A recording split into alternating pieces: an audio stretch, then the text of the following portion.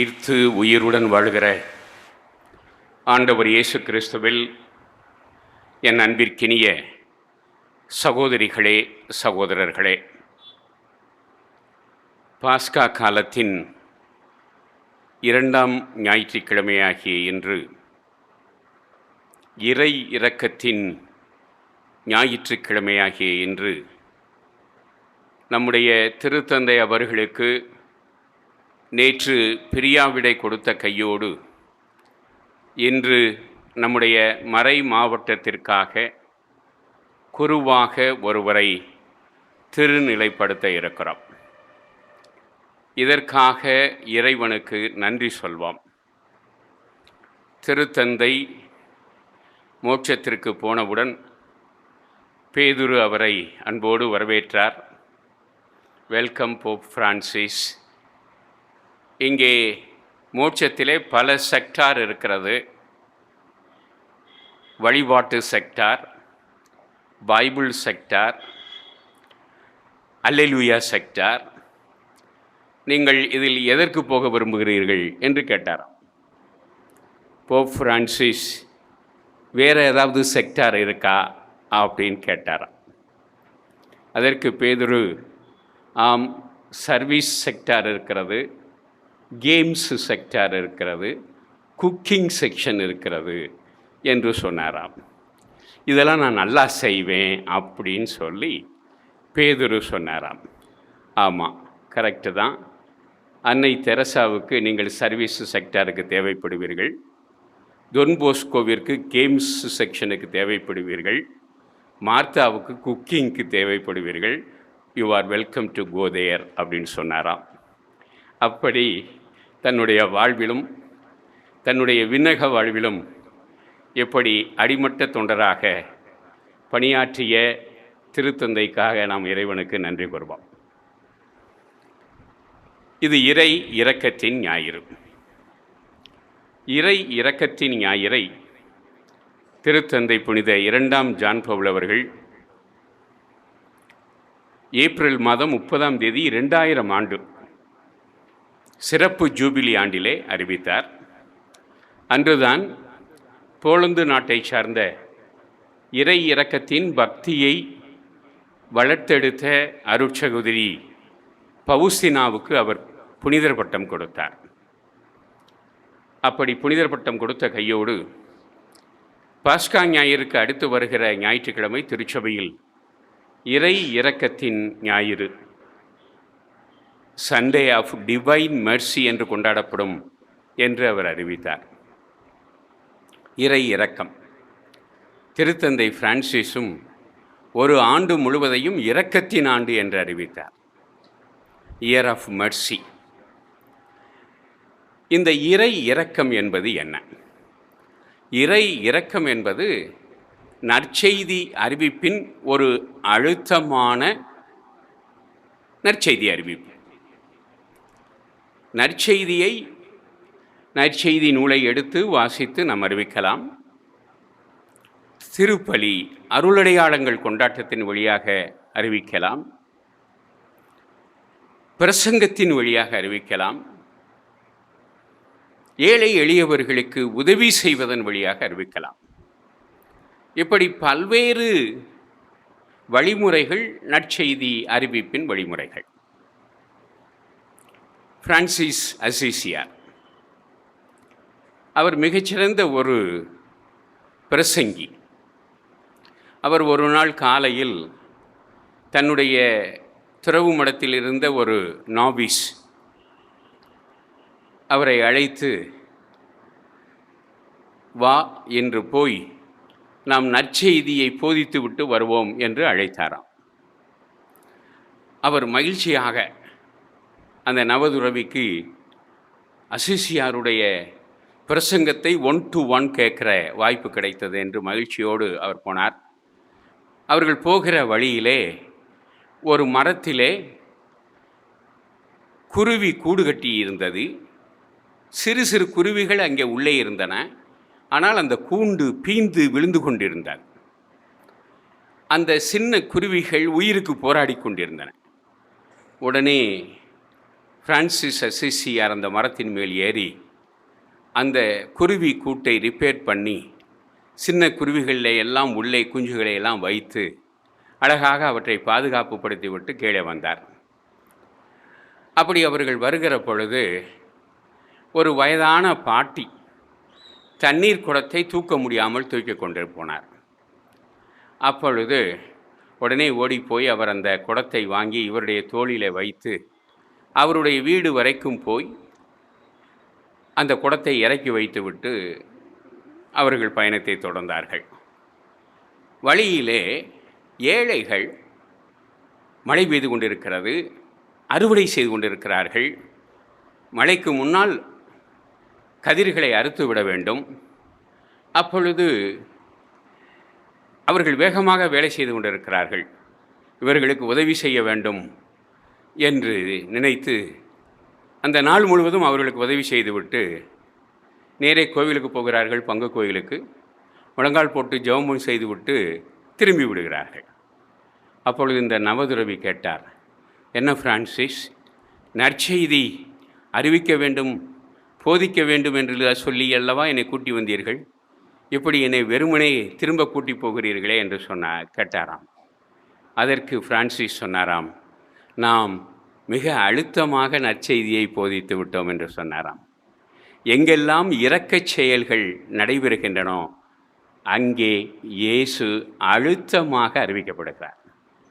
எனவே இந்த இறை இரக்கத்தின் ஞாயிறன்று நாம் இரக்கச் செயல் புரிவதில், ஒவ்வொருவரும் இரக்கச் செயல் புரிவதில் முதலில் இரக்கச் செயல் புரிய வேண்டும் என்றால் இரக்க மனநிலை இருக்க வேண்டும். யாருக்கு அதிகார மனநிலை இருக்கிறதோ, அடக்குமுறை மனநிலை இருக்கிறதோ, கிரிமினல் மனநிலை இருக்கிறதோ அவர்களுக்கு இந்த இரக்க மனநிலை இருக்க வாய்ப்பு இல்லை.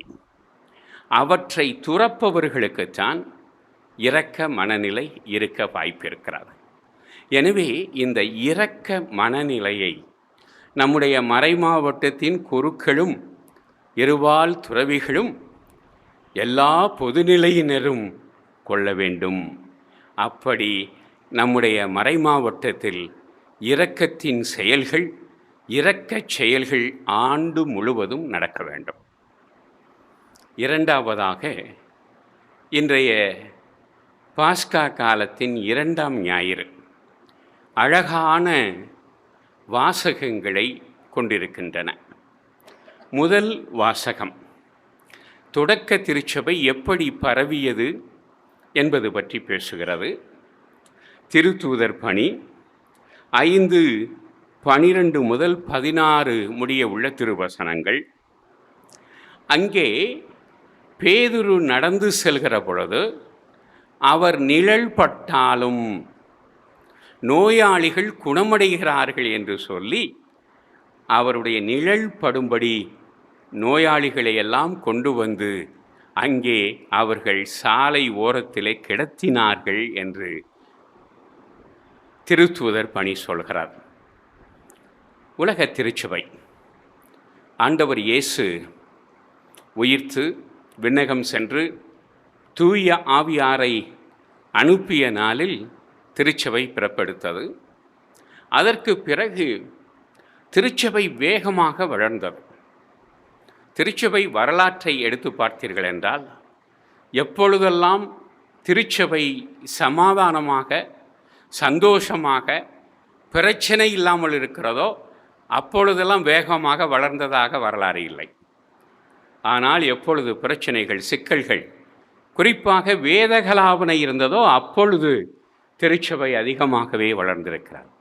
குறிப்பாக முதல் 300 ஆண்டுகள் ரோமை அரசு கெடுபடியாக கிறிஸ்தவர்களை கைது செய்து சித்திரவதை செய்து கொன்ற காலத்தில் திருச்சபை எப்படி பரவியது? இதற்கு ஒரே காரணம், திருத்தூதர்களின் வழியாக அருமடையாளங்கள், புதுமைகள் நடந்தன.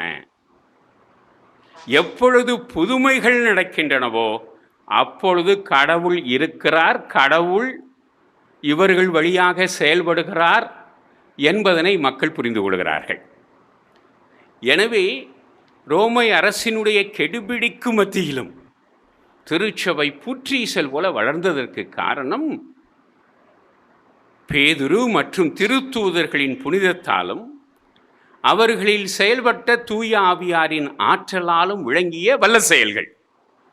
அதனால்தான் நம்முடைய மறை மாவட்டத்தை எடுத்துக்கொள்வோம். நம்முடைய மறை மாவட்டத்திலே புனித குருக்கள், புனித மறை சாட்சிகள் வாழ்ந்திருக்கிறார்கள்.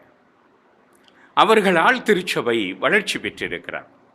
நான் அடிக்கடி கூறுவது போல, தமிழகத்தின் கிழக்கு கரையோரங்களில் பிரான்சிஸ் அசிசியாரின் பணியாலும், தமிழகத்தினுடைய தென்பகுதியில் உள்பகுதியில் சிவகங்கை, மதுரை, விருதுநகர், திருச்சி, தேனி, பாளையங்கோட்டை இப்பேற்பட்ட பகுதிகளில் திருச்சபை பரவியதற்கு காரணம் புனித அருளானந்தரின் மறை சாட்சியம்.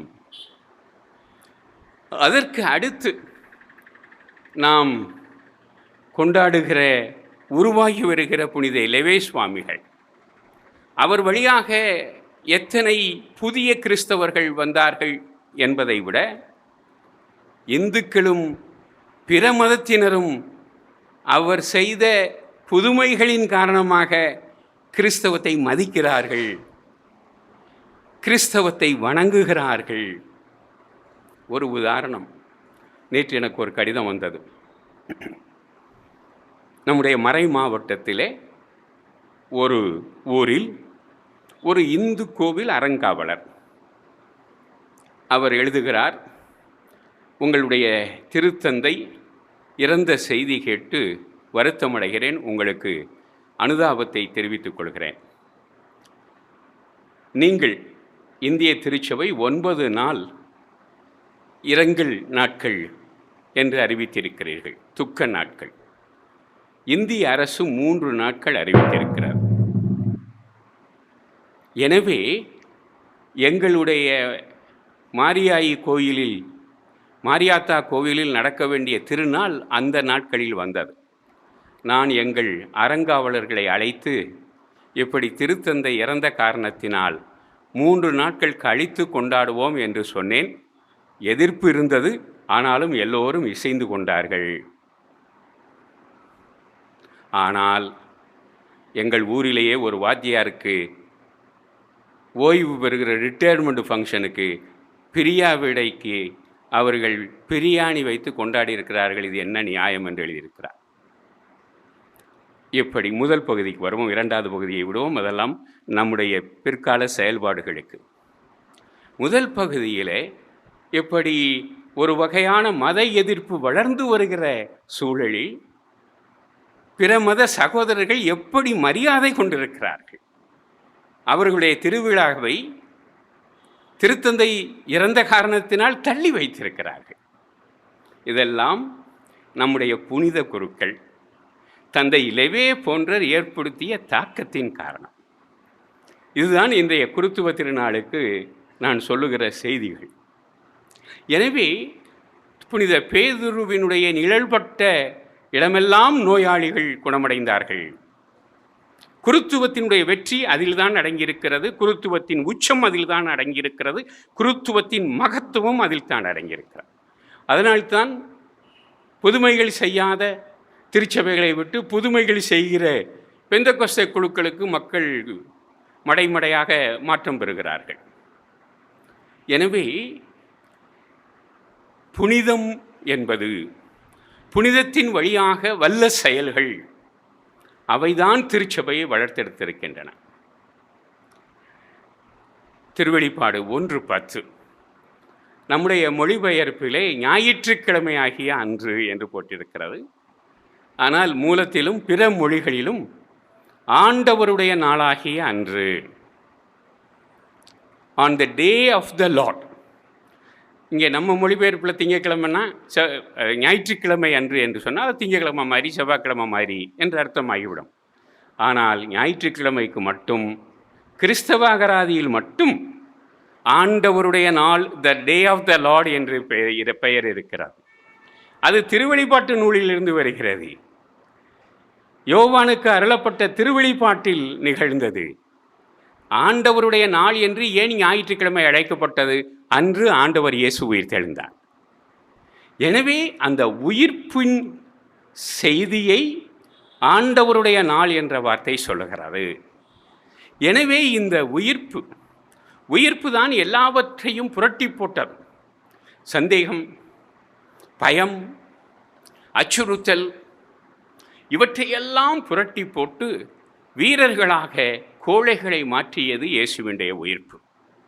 இயேசுவினுடைய உயிர்ப்பு தான் இத்தனை வல்ல செயல்களை திருத்தூதர்களும் ஏனைய சீடர்களும் செய்வதற்கு உதவியது. எனவே இந்த உயிர்ப்பு நாள், உயிர்ப்பை நாம் இந்த 40 நாட்களில் மட்டும் கொண்டாடவில்லை, ஆண்டு முழுவதும் ஒவ்வொரு ஞாயிற்றுக்கிழமையும் கொண்டாடுகிறோம். எனவே நாம் உயிர்ப்பின் மக்களாக வாழ அழைக்கப்படுகிறோம். புனித அகஸ்தினார் நாம் உயிர்ப்பின் மக்கள், அல்லேலூயா என்பது நமது கீதம் என்று சொன்னார். எனவே நாம் உயிர்ப்பின் மக்களாக, நான் திருத்தந்தையை பற்றி ஊடகங்களுக்கு சொல்லும்போது சொன்னேன், எ போப் வித் எ டிஃப்ரென்ஸ். அதே போல கிறிஸ்தவர்கள் எ பீப்புள் வித் டிஃப்ரென்ஸாக, மற்றவர்களிடமிருந்து வேறுபட்டவர்களாக வாழ அழைக்கப்பட்டிருக்கிறார்கள். எனவே உயிர்ப்பு நம்முடைய வாழ்வில் ஒவ்வொரு நாளும் இயேசுவினுடைய உயிர்ப்பு செயலாற்றலை உருவாக்க வேண்டும். இன்றைய நற்செய்தியில் ஆண்டவர் இயேசு இருமுறை தன் சீடர்களுக்கு உயிர்த்து காட்சி கொடுத்ததை வர்ணிக்கிறது. இயேசு உயிர்த்த அன்று மாலை முதலிலே செல்கிறார். அங்கே முதல் நாள் சென்றவுடன் என்ன செய்கிறார்? அவர்களுக்கு உயிர்த்த இயேசு அவர்களை சந்தித்த பொழுதெல்லாம் அவர்களுக்கு கொடுத்த வாழ்த்து சொல், உங்களுக்கு சமாதானம், பீஸ் பீ டு யூ. அதற்கு அடுத்து அவர்கள் மேல் தூய ஆவியாரை ஊதுகிறார். தூய ஆவியாரை ஊதி அவர்களுக்கு ஒரு சிறப்பான வரத்தை கொடுக்கிறார். என்ன வரம்? அது எதனால்? தூய ஆவியார் திருத்தூதர்களின் மேல் இறங்கியதால் அவர்களுக்கு மக்களின் பாவங்களை மன்னிக்கிற அதிகாரத்தை இயேசு கொடுக்கிறார். உலகத்தில் பல கிறிஸ்தவ சபைகள் இருந்தாலும் கத்தோலிக்க திருச்சபையினுடைய மாண்புக்கு மிக முக்கியமான ஒரு சான்று இந்த ஒப்புரவு, பாவங்களை மன்னிக்கிற அதிகாரம்.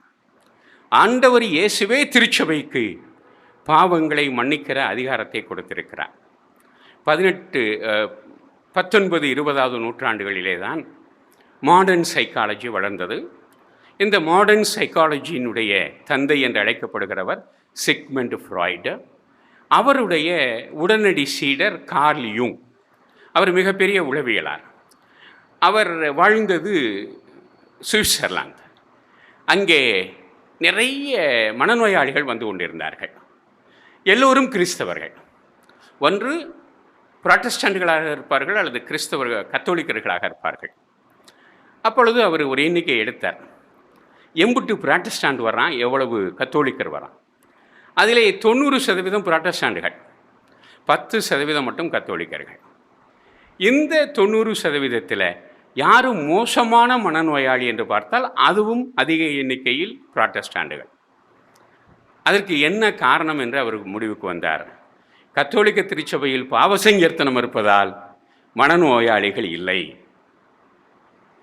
மற்ற சபைகளில் பாவசங்கீர்த்தனம் இல்லாததால் குற்ற உணர்வு, கில்ட் ஃபீலிங் காரணமாக, அது குணப்படுத்தப்படாத காரணத்தினால் அவர்கள் மனநோயாளிகள் ஆகிவிடுகிறார்கள் என்று சொன்னார்.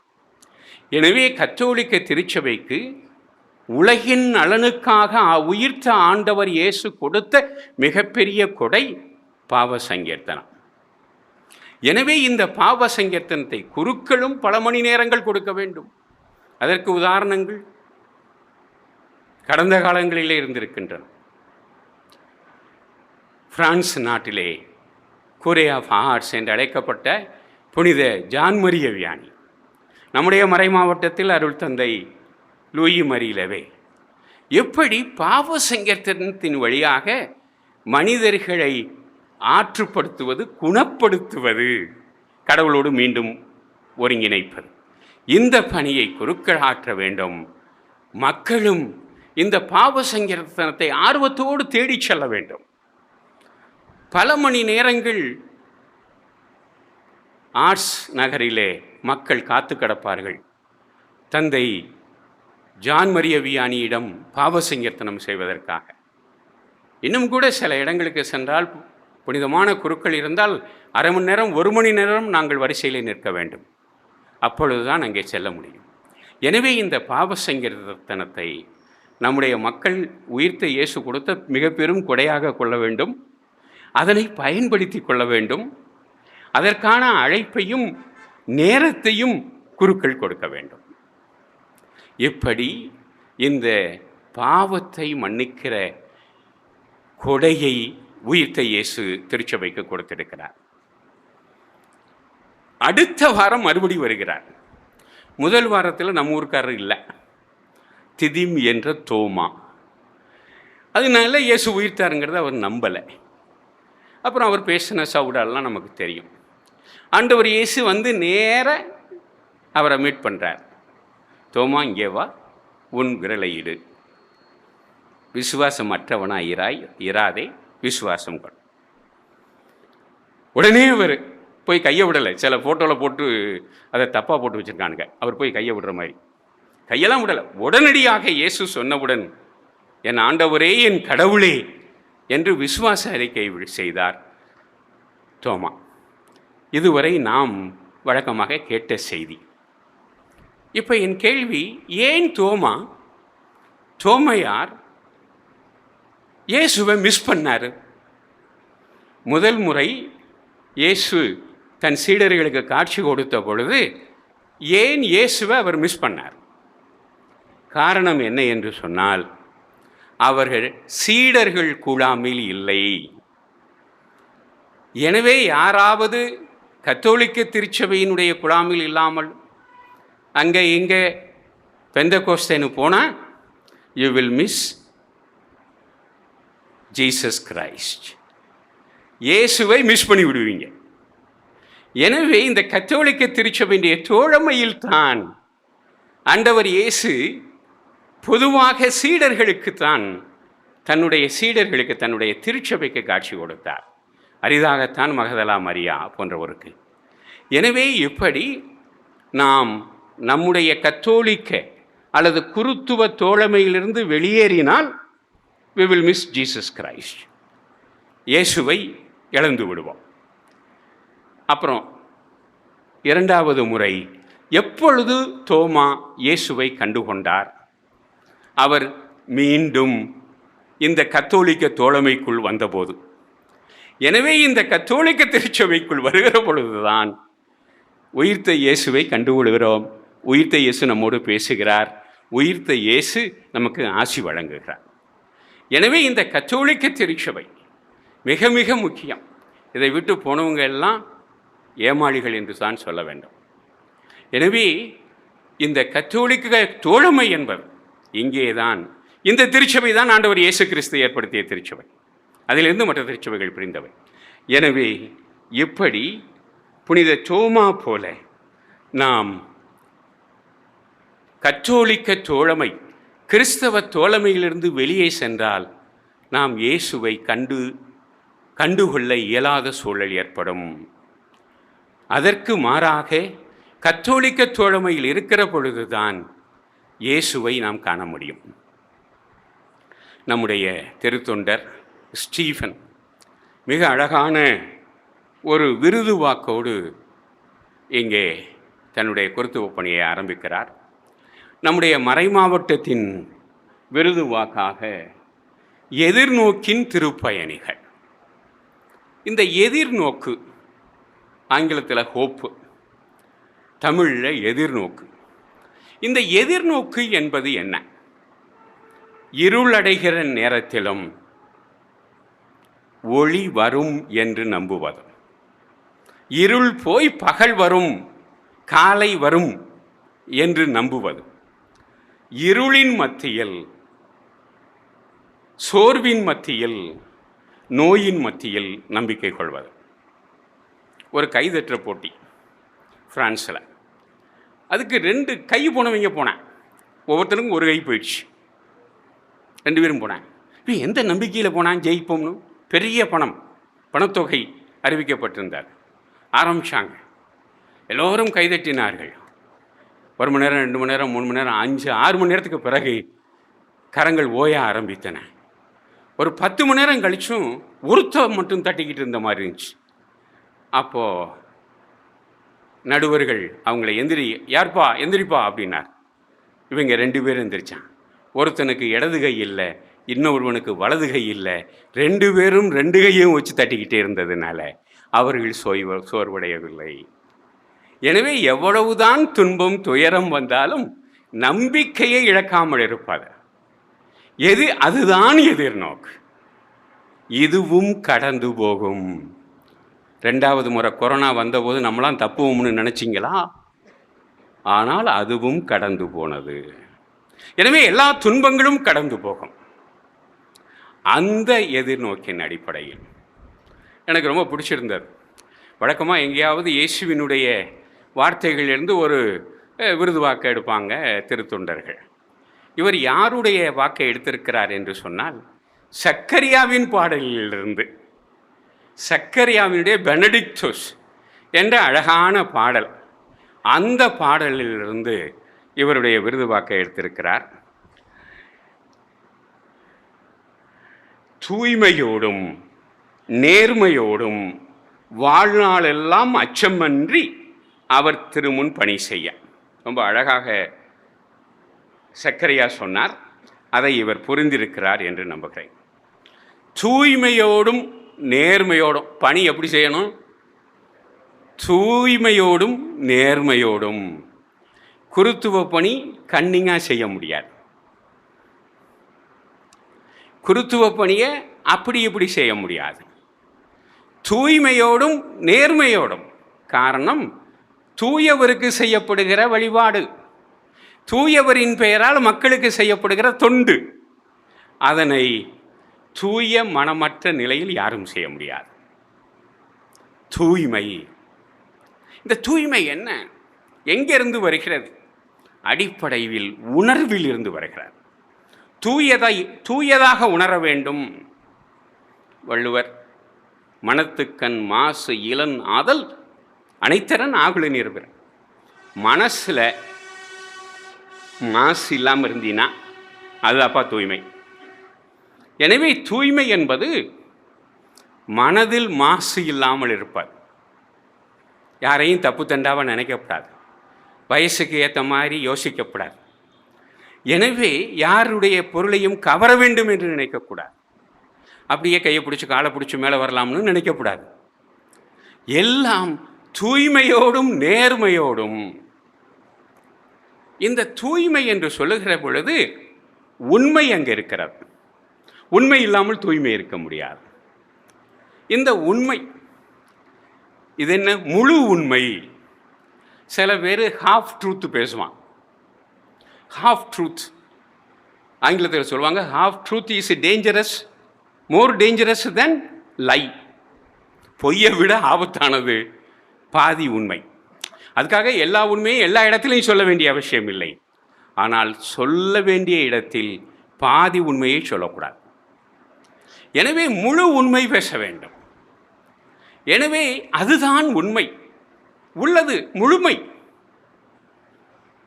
அங்கே உண்மையின் அடிப்படையில் கட்டப்படுகிற தூய வாழ்வு.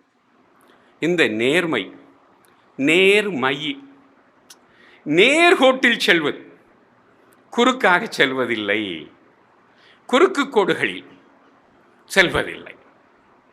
பதவி விருது வரல, நேர்மையோடு செல்ல வேண்டும்.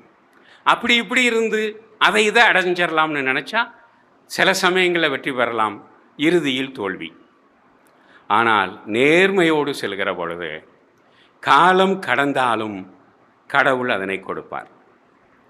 எனவே தூய்மையோடும் நேர்மையோடும் வாழ்நாளெல்லாம், இன்றைக்கி நாளைக்கு சின்ன சாமியாராக இருக்கிற வரைக்கும் இல்லை, அதுக்கு பிறகும் பங்கு சாமியாரா, பெரிய பங்கு சாமியாரா, வேறு போஸ்ட், நல்ல போஸ்ட் வந்தாலும் வாழ்நாளெல்லாம் அச்சமின்றி, அதான் மிக முக்கியம், எத்தனை பேர் பெரிய பதவியில் இருந்துக்கிட்டு பயந்து பயந்து சாகுறாங்க.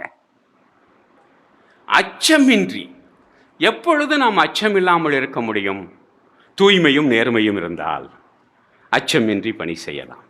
அத்தகைய நல்ல தொண்டராக நம்முடைய திருத்தொண்டர் ஸ்டீஃபன் இறைவனால் ஆசீர்வதிக்கப்பட்ட குருவாக நம் மறை மாவட்டத்திற்கு ஒரு ஆசீர்வாதமாக இருக்க வேண்டும் என்று இந்த திருப்பலியில் அவருக்காக மன்றாடுவோம். குருக்களுக்காக மன்றாடுவோம். நம்முடைய குருக்கள் அனைவரும் நாம் போற்றுகிற நம்முடைய மறை மாவட்டத்தில் முன்னால் வாழ்ந்த புனித குருக்கள் போல வாழ வேண்டும் என்று மன்றாடுவோம். இந்த குருத்துவ பணியை தொடர்வதற்கு நீங்கள் ஆளுக்கு ஒரு பையனை, ஆளுக்கு ஒரு பொம்பளை பிள்ளையை பிடிச்சி அடுத்த வருஷம் அனுப்பணும் என்று உறுதி எடுக்க உங்களை கேட்டுக்கொள்கிறேன்.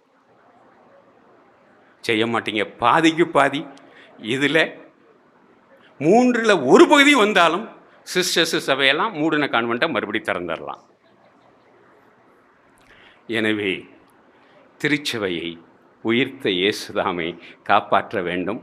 நம்முடைய தல திருச்சபையாம் சிவகங்கை திருச்சபையை உயிர்த்த இயேசு தன்னுடைய ஆற்றலால் நிரப்புவாராக. ஆமென்.